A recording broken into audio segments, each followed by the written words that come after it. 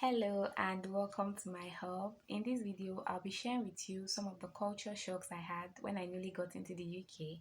There are about 8 of them, but I'll be sharing just 4 in this video, and you can watch out for the other 4 in my next video. Please watch this video to the end, like, share, and subscribe to my channel. Culture shock is simply experiencing a part of a culture that is significantly different from yours, and it leaves you feeling like, for real? I wasn't expecting that. So the first culture shock I had when I got to the UK was the cold. Yes, I know it shouldn't be a culture shock, but it was. You know, when people tell you that, oh, the UK is cold, you don't really get to understand or fathom how cold it really is until you truly experience it yourself. In fact, this particular shock started from when I got to the airport in London. And I was telling the people that I traveled with that it seems like the weather just suddenly changed. Was the AC turned on or what? And one of them was like, "What AC? It's the weather." And I was like, "What?" I wasn't prepared for this. No one explained it to me this way. When I came in September, the temperature was still around 11 to 15 degrees or so. And then it continued to drop until it got to 0 degrees and then minus degree temperatures in winter. Oh my god. I got to know what frostbite meant. You know, when you're watching a movie and people are talking and you see smoke coming out from their nostrils and from their mouth, I experienced that. So you see, how would that not be a culture shock from moving from a temperature of about 25 degrees Celsius and above to this? But as with other culture shocks, you start to adjust, you learn how to dress properly for the cold, you don't stay outside longer than you should, and when you get inside, you have your heater and your duvet to your rescue. But it's getting warmer in June now, at least for the past 1 week. The temperature has been above 20 degrees, and I've not worn my jacket outside for quite some time now. At the point, it felt too hot, and I was like, I'm not sure I'm going to survive the weather back home anymore because it seems like my body is starting to adjust. The second culture shock I had was right side driving. In the UK, they drive on the right side of the road, unlike back home where it's the left side of the road. So it affects things like where to stand to get the bus, how to cross the road, and so on. When I think this is going, it's actually coming. And when I think this is coming, it's actually going. So it was really confusing at first. And I have to check several times to be sure that I'm standing on the right side of the road when waiting to get the bus because I've actually missed my bus for standing on the wrong side of the road. And there's nothing like flagging the bus down to say, "Hey, wait for me, I'm coming." No one will answer you. As soon as that bus has left that bus station or that bus stop, it would not stop until it gets to the next bus stop. And so you have to wait for the next bus that is scheduled to come at a particular time. Unlike back home where you can always get a bus to anywhere you are going anytime you get to the bus station. Also, you cannot just cross anyhow because it's not just by looking at your right or your left to see whether a bus is coming.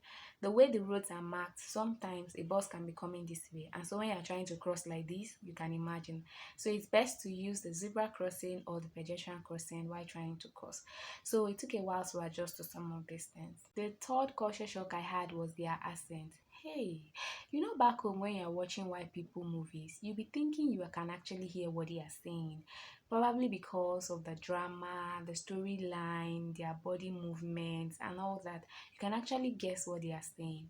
But when I got here and I had to engage in conversations with them, answer their questions, that was when I knew that there is difference between actually listening and hearing. I had to start developing my listening skills again. At a point, I was struggling to express myself clearly and I started to avoid conversations.